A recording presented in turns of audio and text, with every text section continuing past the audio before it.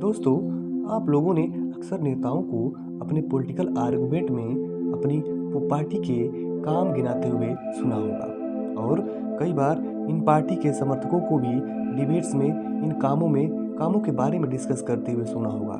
लेकिन कई लोगों को इस चीज़ को लेकर डाउट रहता है कि कौन सा काम सेंट्रल गवर्नमेंट के अंदर आता है और कौन सा स्टेट गवर्नमेंट के। इसलिए लोग इन पार्टी को ऐसे काम के लिए जज कर लेते हैं जो काम शायद उनके अंदर आता ही नहीं हो। एक सरकार के कामों का सही से एनालिसिस करने के लिए उसके अंदर आने वाले कामों के बारे में पता होना बहुत ज़रूरी है, ताकि हम लोकसभा और विधानसभा के इलेक्शन में सही तरीके से एनालिसिस करके अपना वोट डिसाइड कर सकें। और यह सारी चीज़ें हमको शेड्यूल 7 में मिलती हैं। जैसा कि हम जानते हैं, हमारे देश में फेडरल फॉर्म ऑफ गवर्नमेंट के प्रिंसिपल को फॉलो किया जाता है। हमारे देश में 2 टायर गवर्नमेंट है, सेंट्रल गवर्नमेंट और स्टेट गवर्नमेंट। हालांकि इंडिया में 3rd टायर भी आता है, जिसे हम लोकल गवर्नमेंट कहते हैं। इसमें पंचायत, म्यूनसिपैलिटी वगैरह आते हैं, लेकिन इनको स्टेट गवर्नमेंट की तरह डायरेक्ट पावर और फंड नहीं मिलते, इसलिए इनका रोल बहुत ही लिमिटेड होता है। अब बात करते हैं कि सेंट्रल और स्टेट में पावर का एलोकेशन कैसे होता है। जैसा कि हम जानते हैं, हमारे देश का सुप्रीम लॉ है कॉन्स्टिट्यूशन ऑफ इंडिया। इसमें हर चीज़ को लेकर आर्टिकल्स दिए गए हैं। जैसे आर्टिकल 246 के अकॉर्डिंग कॉन्स्टिट्यूशन के 7th शेड्यूल में 3 लिस्ट दी गई है: union list, state list and concurrent list. Union list में जो सब्जेक्ट दिए होते हैं उन पर केवल सेंट्रल गवर्नमेंट ही कानून बना सकती है। इसमें नेशनल इंपॉर्टेंस वाले मैटर और इशू से जुड़े सब्जेक्ट होते हैं, जिन्हें कंट्री के सभी स्टेट में यूनिफॉर्मली लागू करना ज़रूरी होता है। इसी तरीके से स्टेट लिस्ट में जो सब्जेक्ट दिए होते हैं उन पे सिर्फ स्टेट गवर्नमेंट को कानून बनाने का अधिकार होता है।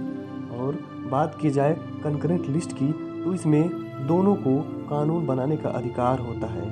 अगर बाई चांस किसी सब्जेक्ट पर दोनों सेंट्रल गवर्नमेंट और स्टेट गवर्नमेंट लॉ बनाते हैं तो और किसी केस में उन लॉ के बीच अगर कन्फ्लिक्ट होने पर होता है तो सेंट्रल गवर्नमेंट वाला जो कानून होता है वह ऊपर माना जाता है।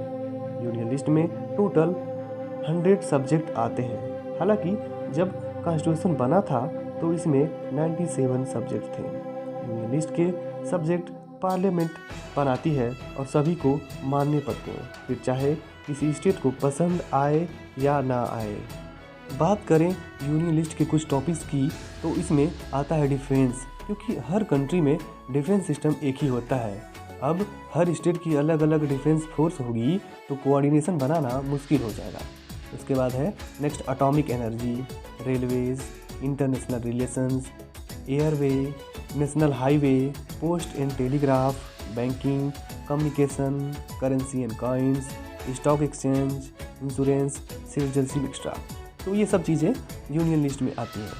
नेक्स्ट बात करें स्टेट लिस्ट की, तो उसमें टोटल 61 सब्जेक्ट आते हैं, जैसे agriculture, land, police, public order, jail, local government, panchayat, public health, sanitation, hospital and dispensary, शराब। इसके अलावा आते हैं trade and commerce within state, livestock and animal husbandry, fishery यानी कि मत्स्य पालन। तो पहले स्टेट लिस्ट में 66 सब्जेक्ट हुआ करते थे।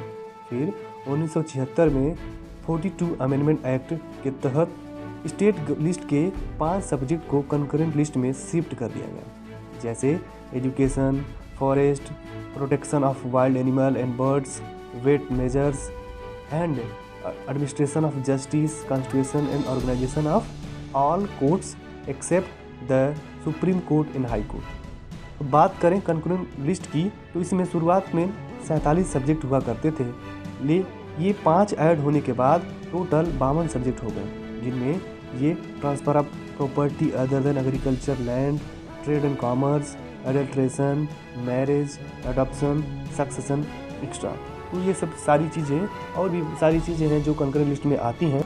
और अगर बात करें स्पेशल प्रोविजंस की, तो आर्टिकल 249 के तहत 3 प्रकार से पार्लियामेंट कानून स्टेट लिस्ट पे कानून बना सकती है।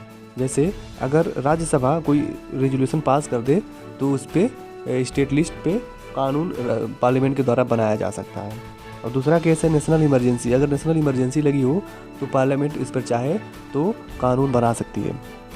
और तीसरा आता है कि जब 2 या 2 से अधिक राज्य कोई इस एक स्पेसिफिक टॉपिक पर रेजोल्यूशन अपनी विधानसभा में पास कर दें, तब वह पार्लियामेंट से रिक्वेस्ट कर सकते हैं, तब उस पर पार्लियामेंट कोई कानून बना सकता है। Thank you. मिलेंगे नेक्स्ट वीडियो में। धन्यवाद।